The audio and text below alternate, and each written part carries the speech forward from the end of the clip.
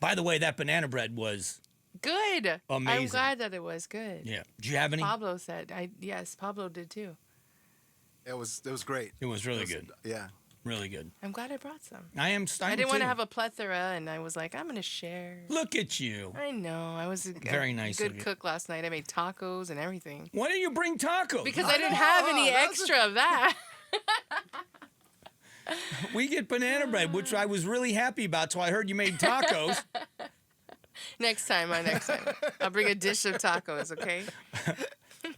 I made a cake, but I brought you guys an apple. I'm just looking out, all right?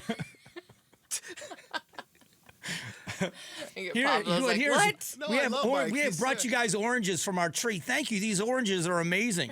I made a chocolate cake last night. You guys got it. You ruined it. The banana bread. Tacos and banana bread are really good both. We only know one is good. We don't know about the other. Well, the other one was so good, there was no more. All right. Speaking. Now I'm hungry. Yeah, me too. All right, so let's talk about what's happening. Part of what's going on in Washington has been a change in policy, which is what happens in every administration. We are going to talk about the government shutdown, so let me put a little parentheses right here. The reason why we don't have even bigger swings in policy and legislation in the United States is because the Senate has the filibuster. When we get to talking about the government shutdown in a few minutes, we're going to talk about a Republican in the House that is recommending the nuclear option to end the filibuster, which would mean that both houses, or both chambers of the Congress would be a simple majority. Huge mistake. Huge mistake. As much as I think the Democrats are wrong right now for the way that they're handling this shutdown, it is an example of how things should be run. You should need 60 votes in these occasions to get to cloture. And this is what should be happening, and the pressure should be on the Democrats to do it. We shouldn't take away the filibuster. And the reason why I say that here is because the policies that can be changed have been changed. The president said during the State of the Union address, we didn't need new laws, we just needed a new president. And he's right. The policies of this president, as it pertains to the border, are 180 degrees opposite of what they were in the Biden administration, and it's been effective. I want you to hear Kristi Noem talking about the effects of what has happened with this administration. Today marks 9 months since President Trump has been in office and since he began his work to restore American safety for our families that live here. What he has accomplished for the American people is nothing short of extraordinary.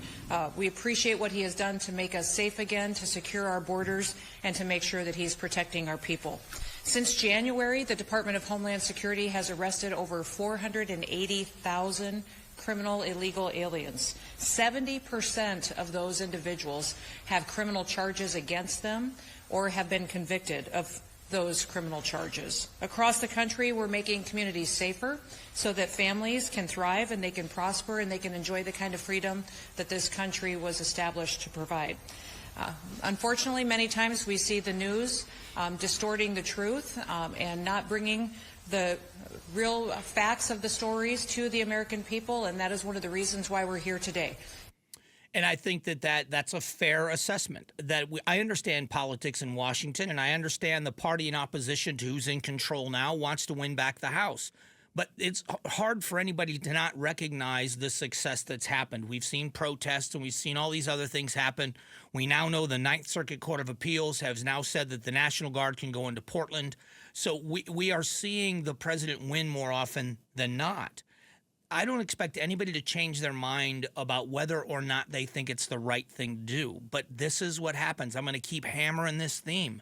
This is what happens when elections are won and lost. It's one of the reasons why I didn't protest. I didn't say that the election was stolen when Joe Biden won. I didn't say that Barack Obama's birth certificate was not real.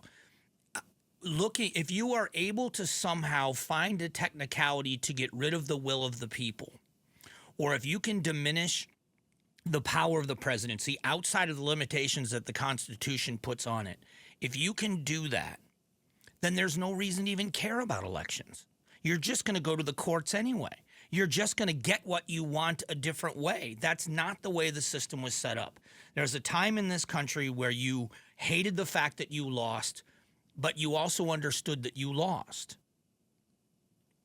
Mike Johnson, the Speaker of the House, and from a congressman from Louisiana, says a suspected terrorist linked to the October 7th attacks of 2023, where Hamas attacked Israel, was captured in Louisiana.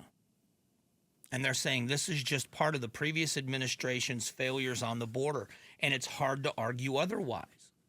I think this is something we all should be paying attention to. You can argue with what you want to argue about and point out other things, but you have to give credit where credit is due. And I think in this case, it's necessary. Thanks for watching the Mike Broomhead Show. Tap to watch and listen to the new season of Amazing Arizonans, a KTAR News podcast. You can also click the button in the middle to subscribe.